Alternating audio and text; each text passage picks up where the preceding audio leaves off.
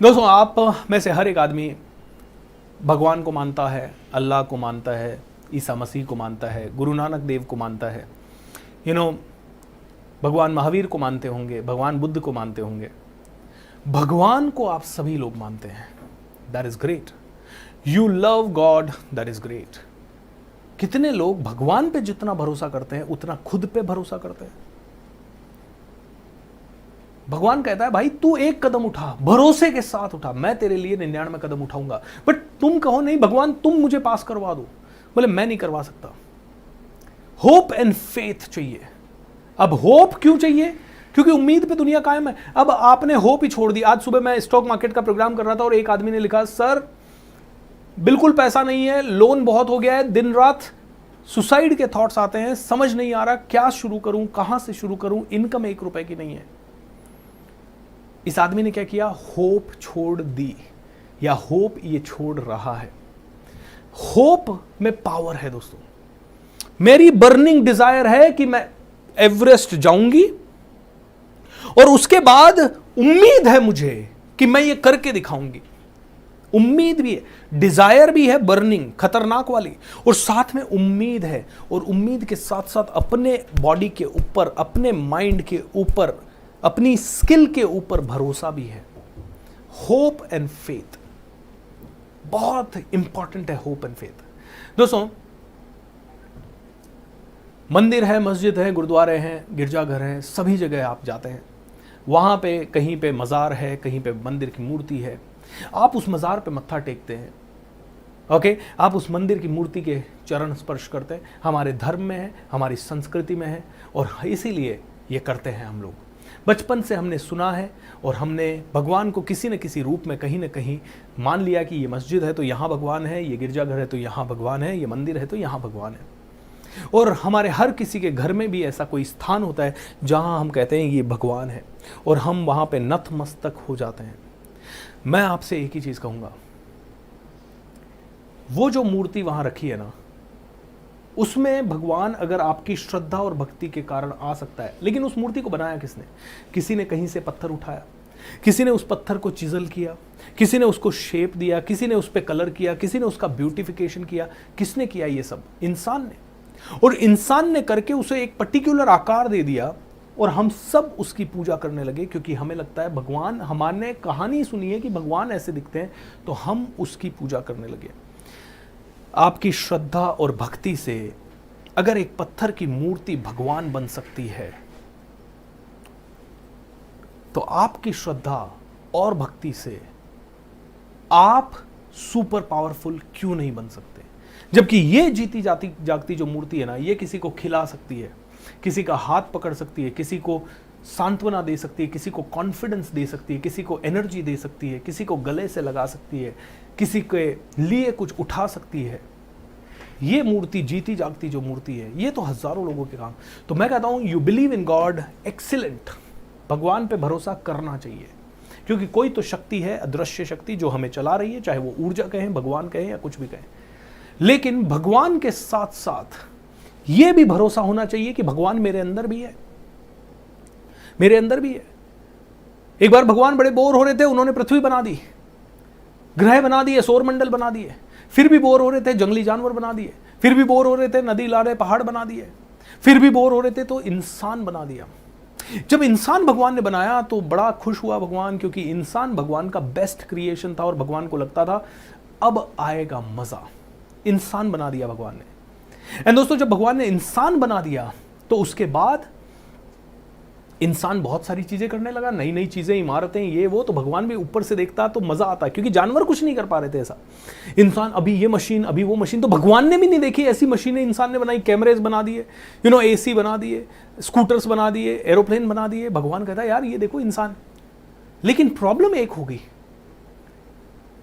अब ये इंसान को भगवान ने सारी ताकतें अपनी दे दी, लेकिन उसके बाद भी इंसान को छोटी भी तकलीफ होती, भगवान प्लीज मेरी हेल्प कर दे। तो भगवान के पास दिन भर इतनी अर्जियां आने लगी हेल्प की कि भगवान को 24 घंटे देने पड़े, और 24 घंटे देने के कारण वो अपने परिवार को टाइम नहीं दे पाते। तो एक बार लक्ष्मी, दुर्गा, सरस्वती, सारी रानियों ने एक बार मोर्चा निकाला और कहा भगवान ये आप या तो हमें टाइम देना शुरू करो, ये आपने इंसान बनाया है, ये आपकी पनौती है। या तो आप टाइम देना शुरू करो, नहीं तो तलाक तलाक तलाक। अब क्या होता है ना कि जब होम मिनिस्टर भारी तो सिंहासन अच्छे अच्छे देवताओं का दौड़ने लग जाता है। तो भगवान को भी पसीने छूट गए, भाई बिना गृहस्थी के कैसे जीऊंगा। तो भगवान ने सारे देवताओं की मीटिंग बुलाई कि यार लिसन, करें क्या भाई, अब तो घर से अल्टीमेटम आ गया, घर में नहीं घुसने देगी देवियां, कुछ तो करना पड़ेगा इस इंसान का, तो क्या करें। तो किसी ने कहा एक काम करो भगवान, आप जाके ना समुद्र के नीचे गहराइयों में 10-20 हजार मीटर नीचे चले जाओ, कहीं नहीं ढूंढ पाएगा भगवान, ये इंसान ढूंढ ही नहीं पाएगा वहां पे आपको। अरे नहीं, इसने पनडुब्बियां वगैरह बना ली है, ये पहुंच जाएगा उधर। तो आप एक काम करो, हिमालय की सबसे ऊंची चोटी एवरेस्ट पे चले जाओ। अरे नहीं, ये उधर भी आ जाता है। अरे तो आप मंगल ग्रह पे चले जाओ, अरे उधर भी आ जाएगा। चांद पे चले जाओ, उधर भी आ जाएगा। इतनी देर में नारद मुनि धरती से भ्रमण करके आ रहे थे। तो नारद मुनि से पूछा सबने, क्या करें नारद जी, अरे मुझे बात तो बताओ, डिस्कशन क्या है। नारद मुनि को पूरी चर्चा की गई। नारद मुनि ने कहा नारायण नारायण, बस इतनी सी बात। ये इंसान भगवान सच में बहुत पावरफुल है, क्योंकि इस इंसान के पास 3 ताकतें हैं। ब्रह्मा की ताकत यानी जनरेट करने की ताकत, यानी क्रिएट करने की ताकत, यानी कुछ बनाने की ताकत, यानी जी। विष्णु की ताकत यानी ऑपरेट करने की ताकत, संसार का संचालन करने की ताकत। एंड डी, डिस्ट्रक्शन करने की ताकत, यानी महेश की ताकत, डिस्ट्रॉय करने की ताकत। बोले इस इंसान के अंदर तीनों ताकतें हैं भगवान, G O D, Brahma Vishnu Mahesh, generator operator destroyer. बोले इस इंसान के अंदर तीनों ताकतें हैं। ये आपको दुनिया में कहीं पे भी छुप जाओगे ना, ढूंढ निकालेगा भगवान।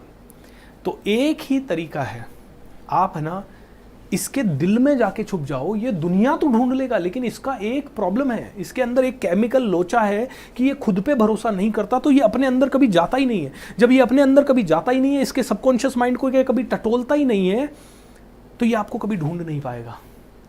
यू नो व्हाट, तब से भगवान इंसान के अंदर रहने लगे। इंसान इसे मंदिर मस्जिद सभी जगह, गुरुद्वारों वगैरह में सब जगह ढूंढने की कोशिश कर रहा है। लेकिन इसके नाम पे लड़ाई झगड़े और ओछी राजनीति या पता नहीं क्या क्या कर रहा है।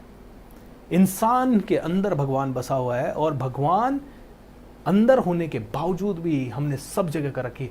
लेकिन हाँ, ये बहुत ही विद्वान थे हमारे जो पूर्वज थे ना, ये जानते थे कि अंदर आप जाओगे नहीं, और बाहर भी अगर कुछ नहीं होगा ना, तो आप तो बिल्कुल ही डायरेक्शन लेस हो जाओगे। इसीलिए उन्होंने मंदिर मस्जिद ये सब का कंसेप्ट बनाया, और उसके कारण एटलीस्ट इंसान एक जगह जाता है, वहाँ किसी के दर्शन करता है तो देखता है हाँ ये भगवान है, यहाँ पे भगवान है। और इसी बहाने वो अपने समाज से मिलता है, लोगों से मिलता है, भाईचारा बनता है, आना जाना बनता है। लेकिन असल में जितने भी ऋषि मुनि साधु संत पावरफुल लोग हुए, वो लोगों ने भगवान को ढूंढने के लिए काफी सालों तक बैठ के ध्यान लगाया।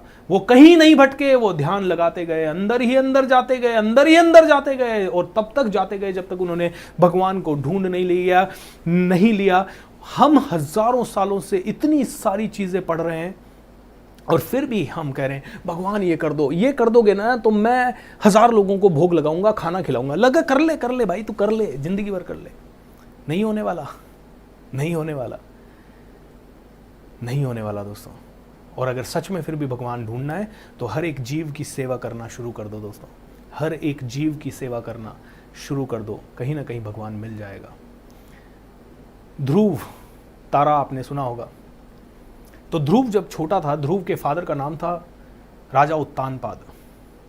राजा उत्तानपाद की 2 रानियां थी, एक ध्रुव की माता जी और एक और रानी। दूसरी रानी से भी एक पुत्र हुआ, लेकिन जो दूसरी रानी थी और उनका पुत्र था, उनका नाम मुझे याद नहीं आ रहा, वो बहुत ज्यादा प्रिय थे राजा उत्तानपाद को। एक बार ध्रुव अपने पिताजी से मिलने गया तो देखा कि छोटी रानी का बेटा, जिसको राजा ज्यादा प्यार करते थे, वो राजा की गोद में बैठा हुआ था।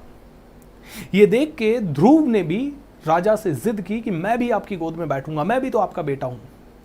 तो वो जो दूसरी रानी थी, उसको हमेशा डर था कि राजा प्यार तो मुझसे और मेरे बेटे से ज्यादा करते हैं, लेकिन ध्रुव बड़ा है, तो इस राजगद्दी का उत्तराधिकारी ध्रुव है। तो वो ध्रुव को राजा के पास भी नहीं आने देती थी। वो राजा को कहती थी गेट लॉस्ट, गेट लॉस्ट, इसको हटाओ यहाँ से। ध्रुव एक बार गलती से अपने पापा की गोद में चढ़ने जा रहा था, रानी ने हाथ पकड़ा और दूर फेंक दिया कि नहीं, इस गोद में तू नहीं बैठ सकता। ध्रुव छोटा बच्चा था, रोया बहुत, अपनी माता जी के पास गया और मम्मी के पास जाके बोला, मां मैं क्यों नहीं बैठ सकता पिताजी की गोद में? तो माता जी ने कहा, बेटा क्या फायदा उस गोद में बैठ के जहां से तुझे उतार दिया जाए। अगर तुझे बैठना ही है तो क्यों ना तू भगवान की गोद में बैठे। ध्रुव छोटा बच्चा था, बोला भगवान की गोद में? बोले भगवान तो इस पूरे संसार के राजा हैं बेटा, और उनकी गोद में तू एक बार बैठ गया तो कोई तुझे उतार नहीं पाएगा। तो ध्रुव ने माताजी से पूछा, माँ कैसे ढूंढते हैं भगवान को, कैसे मैं लाऊं भगवान को? बोले तुझे भगवान को ढूंढने की जरूरत नहीं है, तू बस अंदर ही अंदर जाता जा और भगवान को स्मरण करता जा, भगवान खुद तुझे ढूंढते हुए तेरे पास आ जाएंगे। ध्रुव ने, छोटे बच्चे ने तपस्या करनी शुरू की और इस लेवल पे तपस्या की कि वो खाना पीना सब पे कंट्रोल हो गया उसका। एंड एक दिन भगवान विष्णु प्रकट होते हैं और ध्रुव छोटा बच्चा उनसे पूछता है, आप भगवान हो? बोला हाँ मैं भगवान हूँ। बोले मैं कैसे मान लूँ कि आप भगवान हो? अरे बेटा मैं ही भगवान हूँ, तो मुझे बताओ कि मैं आपकी गोद में बैठूंगा तो आप उतारोगे तो नहीं? बोले बिल्कुल नहीं उतारूंगा। तब से पोल स्टार आपने सुना होगा ना, ध्रुव तारा हमेशा चमकता रहता है, बाकी कोई तारा चमके ना चमके, ध्रुव तारा हमेशा चमकता रहता है।